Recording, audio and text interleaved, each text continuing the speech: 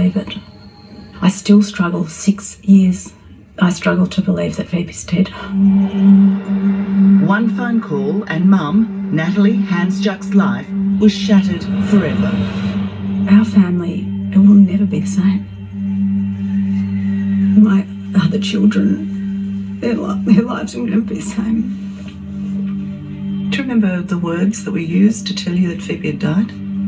Something like, Dad, I've got some horrible news for you. Phoebe's dead. It was something as simple as that. For Lorne Campbell, Phoebe's grandfather and a retired police detective, the news Phoebe was found dead in a garbage chute made no sense at all. So when you're told information like that, what's the conclusion that you jump to? To me, right from the start, someone's put her in there. With the intention to do what to her? To kill her. After all the fear, the fighting, after all, the strength gave way to final rest. Just 3 months before her own death, Phoebe spoke at her grandmother's funeral. Never faltered in generous death. Here, reflective and sombre, she was better known as mainly vibrant and cheeky. When she walked into a room, it was all eyes on her. She had something, yeah. But for all her beauty and charm, Phoebe was also plagued by self-doubt and shyness, which she sometimes soothed with too much alcohol and party drugs. It was a short but intense and, dynamic life she led, and it had its ups and downs, and she drove it like she stole it. She stole it at full speed. Yeah, she did. At the time of her death, Phoebe was living here at the prestigious Valencia building in Melbourne with her partner of 2 years, 43-year-old Anthony Hampel. He's from a prominent legal family. His father is a retired Supreme Court judge and stepmother a county court judge. But Anthony made his name running an events management company. At home, though, his relationship with Phoebe was rocky. The pair had split 4 times in the 6 weeks before her death. She was conflicted. She was trying to get away from a relationship that she wasn't totally happy in. She had quite strong feelings for the fellow she was with, but at the same time she recognised that it was going nowhere and she wanted to get out of there. On Thursday, the 2nd of December 2010, Phoebe was still sleeping when Anthony left for work at 9 a.m. The first and last anyone sees of her is when a fire alarm at 11:43 a.m.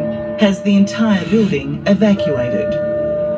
But it's a false alarm, and she returns to the building 7 minutes later. For the next 6 hours, no one sees or hears from Phoebe. Something bad happened. I think something bad happened up there.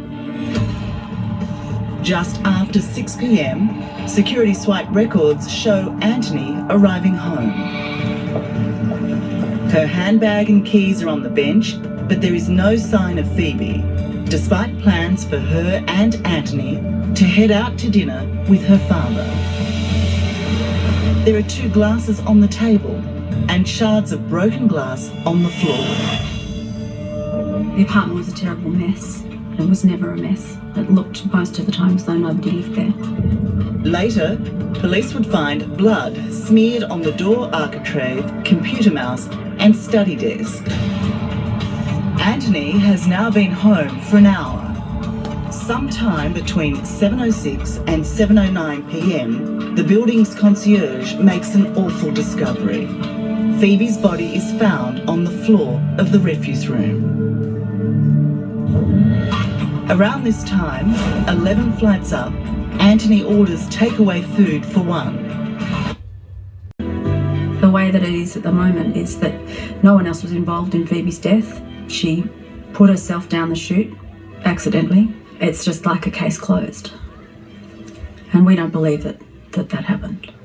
Why would anyone want to put Phoebe down that chute? It is a good question. Why would anyone? It's a very unusual way, almost impossible, I think, to accidentally put yourself down there. But it's quite a good way to dispose of someone, if that's what you wanted to do. Coming up, the telling experiment, testing the chute theory. Someone affected by that level of alcoholic intoxication, couldn't pull that off. Do whatever you have to do to get into this. And a sleep expert's revealing opinion. It shouldn't have been a death by accident. So the cause of death. Oh, the comments are interesting. For the past 6 years, Natalie Hansjuk and her dad, Lorne Campbell, a retired policeman, have tried to find out what they believe really happened to their beloved daughter and granddaughter Phoebe. There's no question mark, there's no... They've pored over evidence they've independently collected. From the last sighting of Phoebe, captured here outside her apartment on CCTV footage, Just trying to see how I can get my... to reenacting her inconceivable final moments climbing into a garbage chute. Feels like we haven't got the truth about what happened, what really happened, and we don't have any justice for Phoebe either. So that's hard. It was a death like no other in Australia. Somehow, Phoebe got into the chute's tiny opening and then fell 11 floors. She bled to death after landing in the refuse room. The first time we came here was to identify Phoebe after she died. As awful as that was for you, how important was it to see Phoebe for the last time? It was very important because, as I said, I wouldn't believe it till I saw it. It just was, no, she's not dead. She's not dead. Adding to the torment is the coroner's finding that Phoebe's death was an accident, a finding linked to the cocktail of alcohol and still knocks found in her system. But it's a ruling the family believes is based on inconclusive evidence and is physically impossible. I knew that someone affected by that level of alcoholic intoxication couldn't pull that off. Using a replica of the chute in Phoebe's building, Lorne wants to prove his point. Do whatever you have to do to get into this. Really try hard to climb into it. When you see it like that, it's very small, isn't it? I feel like I need to help you. Viv, Phoebe's close friend and her match in height and size, struggles, even though completely sober. What are you finding difficult at this point? Just trying to see how I can get my body in. With the weighted door to the chute over a metre off the ground, the opening a mere 36.5 centimetres, and nothing to hold on to, it takes a great degree of determination to even sit in it. What a mission. And once in, it's incredibly difficult for Viv to manoeuvre her entire body into the throat of the chute. It's really squashing, like it's a bit of a... Are you alright? It's a tight squeeze to get in. Yeah. Oh, God, you're amazing. Oh, I just don't want you to get hurt. No. Poor sweet. You okay? Oh, Yep. Jesus. Well, we've helped, which we shouldn't have done. Well, she was going to get injured if we didn't. Yep, stand up for us. 4 steps this way. I just don't believe that anyone could possibly do it under the influence. If you're 0.16, there's no way you'd be able to handle that balance aspect of it. I just see that as being an amazingly complicated physical feat. You okay? Yeah. Excuse this question, but the exertion that we saw you apply to getting in there, none of that was made up, was it? No, really, it's give it a go. No. But you weren't trying to prove a point. No, it's really hard to try keep my balance. It's because there's nothing to latch onto. Do you think that she was similar to you in terms of her ability to climb? Yeah, pretty similar. But I know myself, if I've ever been drinking, I'd be falling over, so... So what are you saying happened? Well, I'm saying that I believe someone put her in there. Do you know who that person is? No, but I've always had suspicions about it, but nothing that I can prove. But according to the coroner, Phoebe could do it, even affected by still knocks and alcohol. His belief is she dropped and broke a glass in her apartment. As she was putting the shards into a plastic bag, he surmised she cut herself, a conclusion he came to from the blood found in her home. Phoebe dumped a bag of rubbish down the chute, even though it was never recovered. Relying on her so-called enthusiasm for climbing, Coroner White says at this stage, in a sleepwalking or confused state, Phoebe got into the chute feet first and without any awareness of the danger, began to climb down towards the ground floor before plunging to her death. He ruled it wasn't suicide or murder. I don't agree with the finding. I don't think it was a fair finding at all. I believe that she was put into the chute by someone else. And who do you believe that person to be? I don't know. I don't know who that would be, but I don't think she's done that to herself.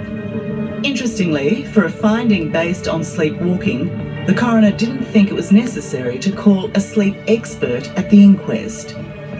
Dr. Anouk Desai is a sleep physician. It is surprising. They had 3 experts there all along the realm of toxicology and forensic, but no sleep physician, no sleep expert. So very surprising from my perspective. I would argue it's an omission. Dr. Desai assessed the levels of alcohol and Stilnox found in Phoebe. He says there could have been one of 2 side effects. Either she was physically incapacitated, or her ability to get into the chute was actually enhanced by a delusional determination. But the point is, it's impossible to judge either way, which you'd imagine might lead to an open finding. So it either makes her less capable or more confused and more disinhibited. And I really think it could go either way, and that is the real mystery here. Which way did it go? What actually happened? And I don't think I can answer that. Well, do you think the coroner can answer that? I don't think you can say definitely. No, it could go either way. I would say the medical evidence alone does not support a firm conclusion. And if the argument is that the other evidence is as inconclusive as the medical evidence, can a finding be made that this death was by accident? Well, if the other evidence is inconclusive, then I would argue that it shouldn't have been a death by accident.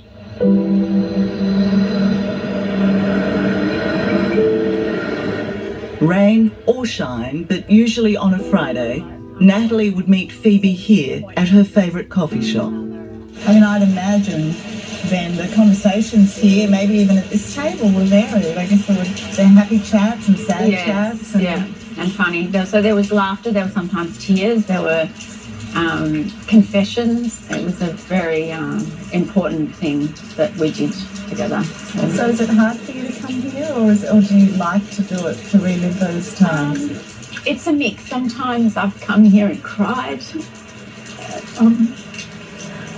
But other times I feel just so lucky to have had those. That's precious, you know, little moments here. But of course I feel sad. Yeah, of course. I won't have them again. Despite the coroner's findings, Phoebe's death remains a terrible and confounding mystery to her mother and the rest of her family. If they could find grounds for it, their only avenue would be to appeal to the Supreme Court. But with a very slim chance of success, and at $50,000 a day, they can't afford the risk. That doesn't mean, though, they've given up on what they consider real justice for Phoebe. I don't have a whole lot of faith, I guess you'd say, in the legal system, but I do have hope that the truth will come to the surface, because I think it always does. So despite all the fighting that we've done, it feels as though it's come to nothing, except that I think that the truth will come out.